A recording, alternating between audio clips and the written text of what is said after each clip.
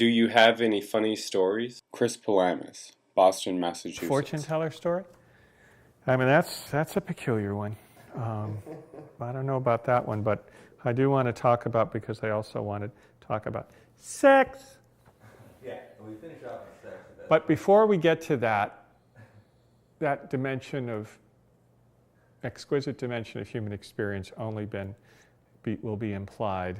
My love and I, Judy, were out on the streets of Amherst one day, that town on the other side of the river valley, the university town here in Massachusetts.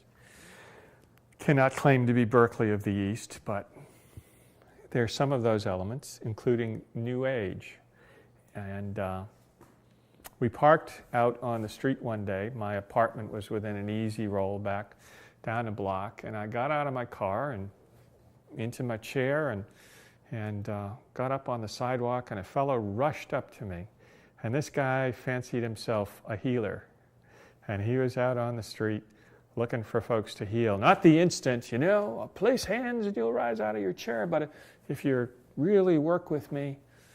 So he approaches me, and I got just a lousy headache crawling up the back of my neck. It's a hot day, and maybe I've got a bladder infection going or something.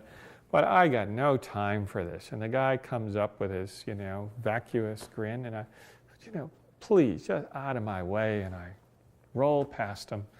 And here's Judy right behind me. And Judy, the fellow looks over at Judy and says, "Can I ask you, what's wrong with him?" And Judy says, "He has a terrible headache." And on we ride. But, that's one of the things about being on the street with having a disability is, to some extent, you are a magnet.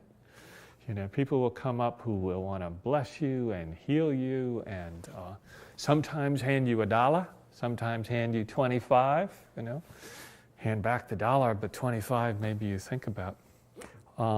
And you develop ways of dealing with them.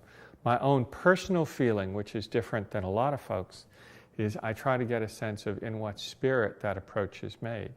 If people are kind of open and it's personal and it doesn't have that sickening thing about pity or the rest of that, hey, hand me a blessing, I'll give you a blessing in return, And that's just fine. And I think in many ways that was Ed's take on things too, which is that he was very, very aware of the quality of meeting people, the way they were meeting him and what was going on.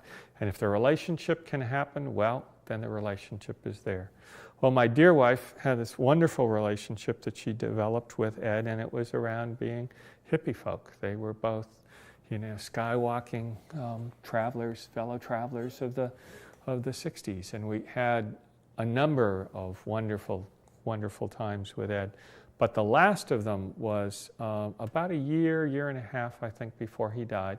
It was down in Hartford, Connecticut, just 60 miles south of here, when Ed had come in to do some lobbying and speaking and encouragement around the struggle in that state to create a personal assistance program. And Ed, again, was not strategic. Ed was about convincing people that you can do it. All you have to do is be together, be a community, be of one voice. Go out and connect with those legislators. Tell them what you need to tell them. Be direct, and it will happen. And Ed did, this inspiring talk at the Legislative Office Building, or the Capitol in Connecticut. And after that, there was a strategic meeting, and we were invited to that strategic meeting. And there was Ed, and we just always break out smiling and laughing when we see him. And he invited us to spend that night in the room that they had for him in the hotel, because it was a suite, and there were 2 bedrooms. One bedroom was going to be him and his personal assistant, and Judy and I used the other bedroom. And that next morning, we had this just extraordinary morning of hanging out with Brother Ed as he went through his whole morning routine with his personal assistant. And he talked to us about how on the one hand, how wearing it was, the details of this routine, of this infinitely detailed routine he went through every morning. He proudly showed us his back and his butt. He said, "Can't believe it, take a look, flat as a washboard," as he was getting into the brace he needed during the day.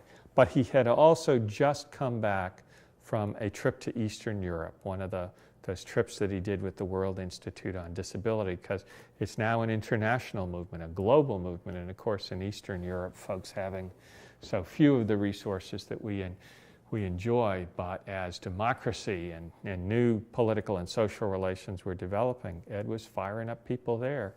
He was firing up people there. But the story he told us was not about firing up people, but firing up himself. He had fallen in love again. And first he tells us his prescription for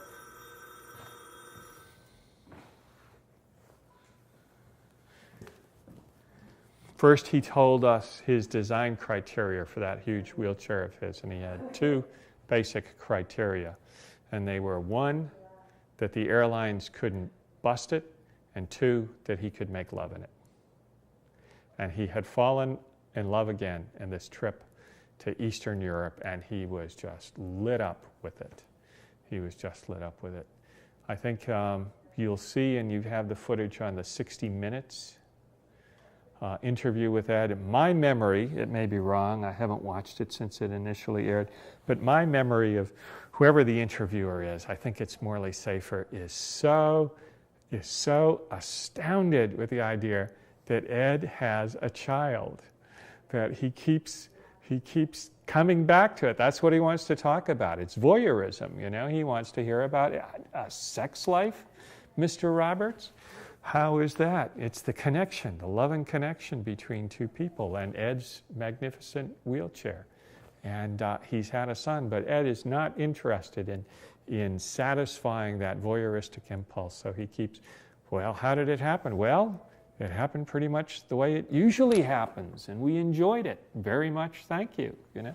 And it's again about the ordinariness, you know. Our lives are the lives that other people have, that sexuality, that love, sexuality, you know, having sex. Having sex is one thing, making love is another. Ed was concerned about those moments of making love.